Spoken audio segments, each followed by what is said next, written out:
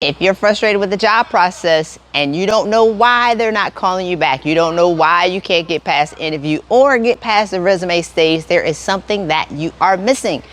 It's the master key to getting a job that most people don't talk about and most people don't know.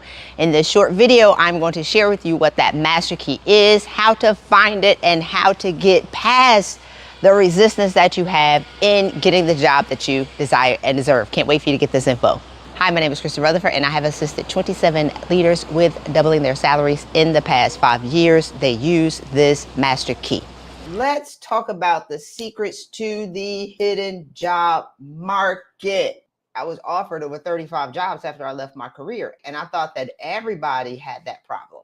And so I want to share a couple of things with you today with regards to how to get a job, the nuts and the bolts, like the really, really basic things, because I see so many people making mistakes and having challenges with regards to where they are. If you are with me, put "I am with you" in the chat.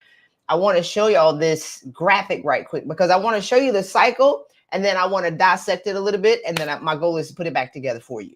When it comes to getting a job, when you're over 35, there's a difference in a 25-year-old getting a job, a 35, 45, 50-year-old getting a job.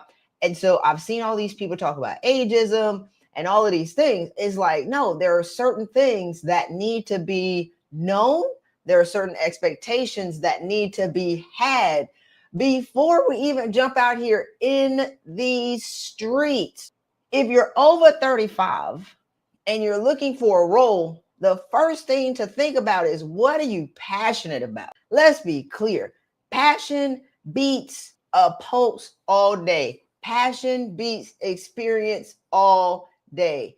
Passion will win over a PhD all day, every single day.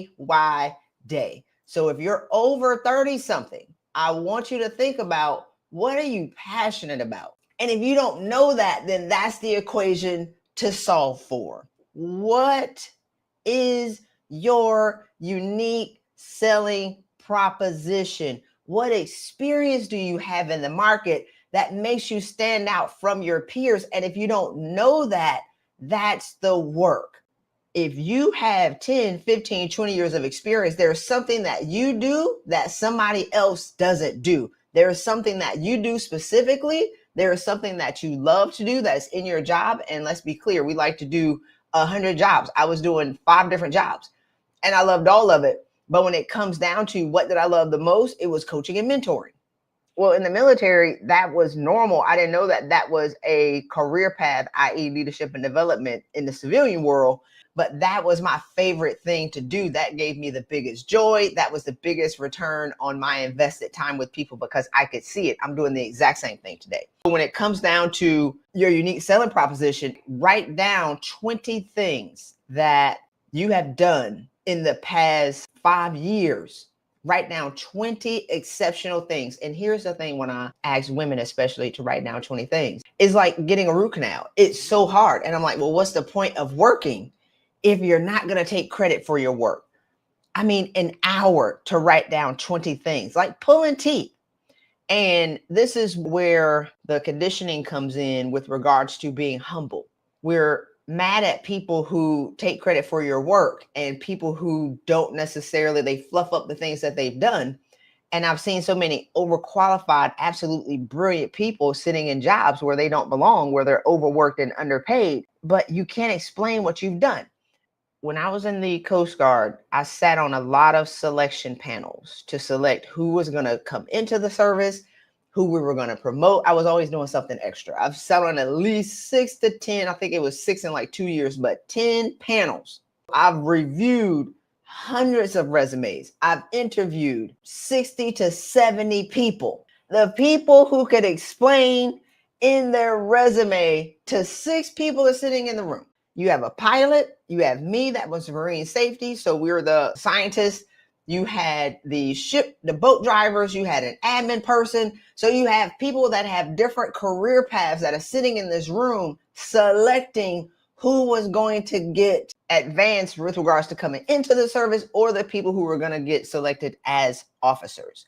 The person that spoke the clearest to all of us across the board with the clearest understanding of what they've done, where an 8th grader could understand it, are the people that we all agreed were the ish. The people who couldn't explain what they've done, although they may have worked harder, although they have made significant achievements in the organization, if you only spoke to the industry that you were in, the pilot was so impressed with somebody who said they became a drop basket supervisor in 2 months. Well, we don't know what a drop basket supervisor is. So she was like, oh my God, this person is great. The other, everybody else was like, man, we don't know what that means. But if they would have said became a drop basket supervisor in 2 months when the average is 10, that gives us context. So the reason why I put passion first is once you figure out what your passion is, then you want to start to write your resume and craft it to be in the role that you desire. Put yes or thumbs up if you understand that. You want to take credit for what you've done. You want to have a unique selling proposition, the things that you're going to be passionate about. Look, we are long past working for jobs just to have a job. We're long past getting a dream job, expecting it to make you happy, or getting a manager and expecting that person to make you happy. I want you to start to craft what you want to do and how you want to show up in the world. And you're going to craft your resume based on the things that you've done.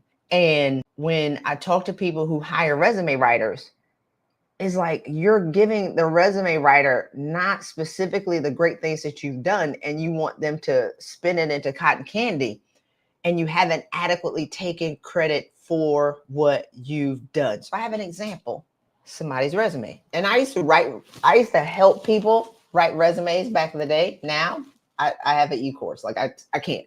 But I want to give you an example of something that's vague. Proven track record of 10 plus years retail experience.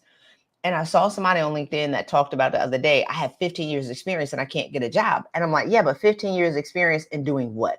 Just saying that you have 15 years experience isn't enough to be able to get the attention of somebody. It's you have 15 years experience of doing what, and how can you solve the problem? And are you passionate about it? And do you want to come in here and solve my problems? That's what companies want. 10 years experience, capitalizing on growth opportunities, implementing strategies, like that really says nothing. Proven track record of 10 years experience. That's not true. Actually, she was an award-winning retail manager with 15 years experience in providing customer service, merchandising, and millions of dollars in inventory annually, handling cash, and successfully leading sales associates. She never talked about the millions of dollars. She actually had 15 years experience in customer service. Customer service was the job that she was going for.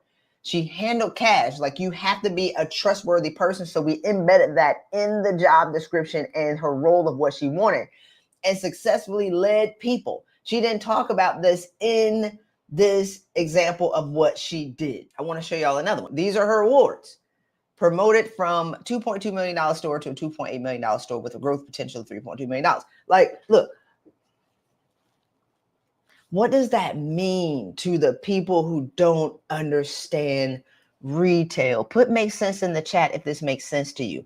Does this make sense to you if you're not in retail? And again, when you're writing your resume, you want it to be specific to what you want to do that you're passionate about, but make it clear that other people can understand it. Reduce shrink from a 4.35 to a 1.17. What does that even mean? And this is what I changed it to. 2018, she worked at Express, program selectee for top performers. So award, boom.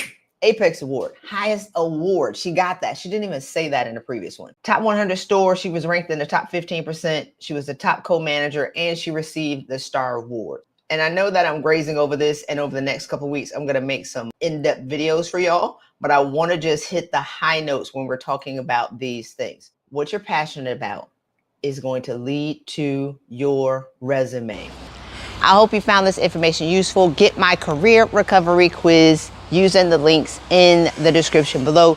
You can also get access to my on-demand course, Pay Raise Playbook, to help you figure out what you're passionate about and get you through the interviews, the negotiations. I have it all packed into an on-demand course that has assisted 10 leaders with getting $50,000 increases in their new job.